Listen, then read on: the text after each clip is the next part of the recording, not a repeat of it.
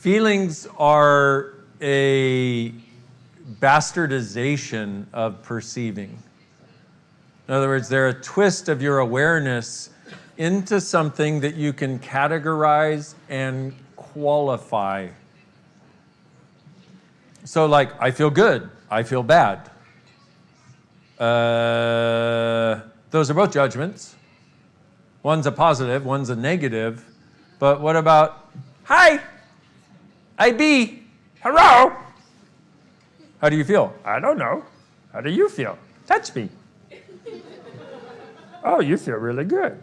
Ooh. Oh. Ooh. You know? So this is the thing about feelings is we've used them as though they're a valid source for navigating reality, but they're not. They are an invalid source for navigating reality because they never lead to more lightness. See, you don't feel happy when you're happy, you just are happy.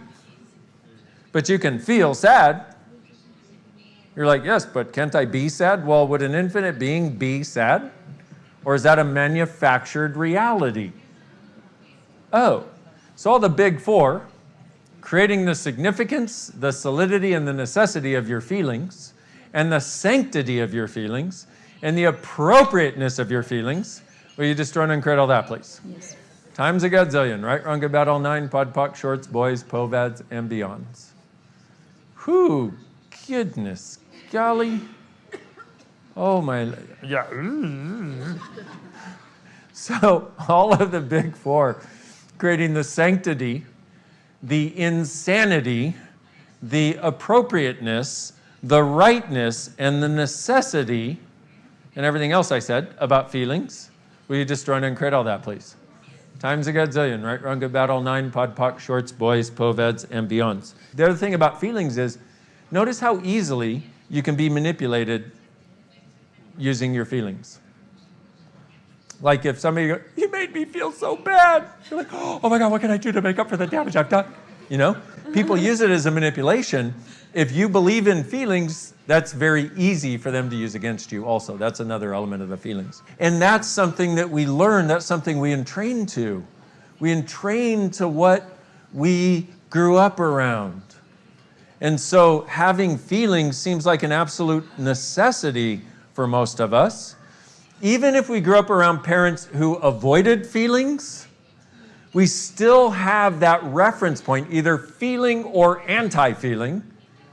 And why did they avoid feelings? Because the feelings were so intense and they were too much to handle and blah, blah, blah. Why do people do feelings? Because I am so intense and this is so intense and it's so tough to handle.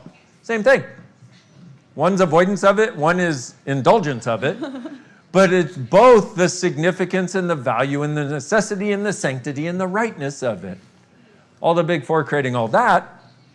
So you don't have just the space of, hi, how do you feel? I don't, I'm just awesome. Thank you for asking. Okay, will you destroy and create it all, please? Yes. Times a godzillion, right, wrong, about all nine, pod, poc, shorts, boys, POVADs, and beyonds. And you realize that we have been taught to use feelings as a way, as a navigation system for whether things are good, bad, right, or wrong, and also to know, oh, go here, go here.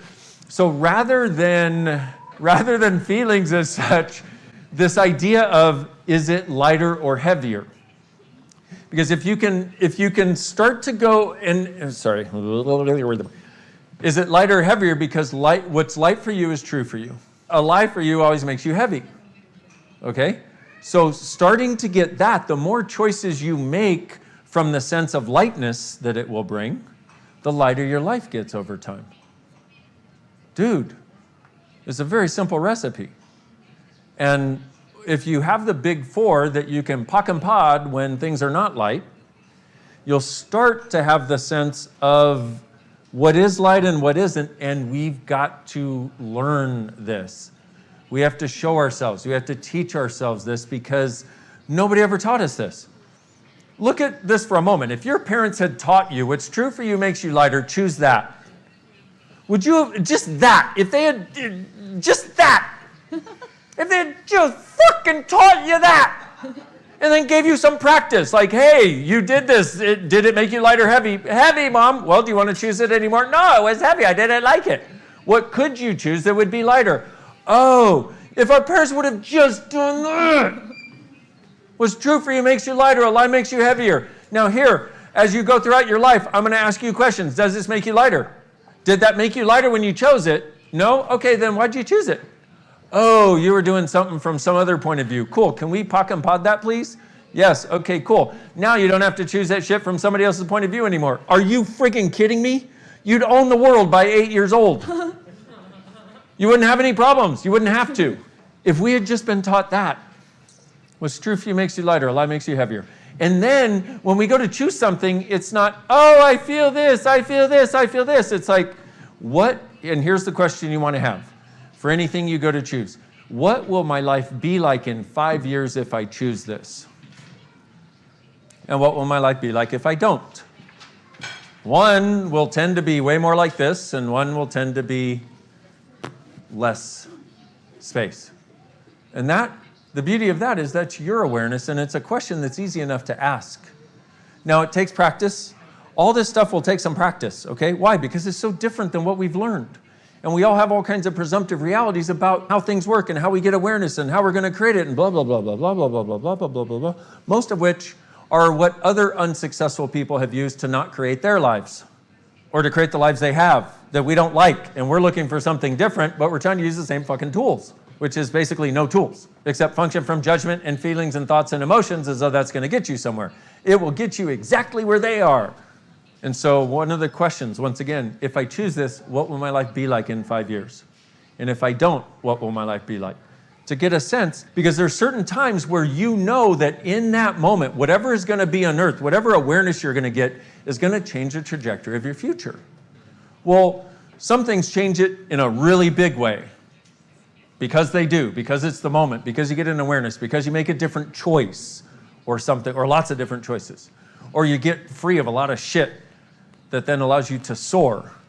So when you talk about having more ease with everything, a huge amount of it is going beyond the sanctity of feelings and the necessity of having them. And this is a weird thing because it's like, well, how am I going to know what's going on if I don't have a feeling about it?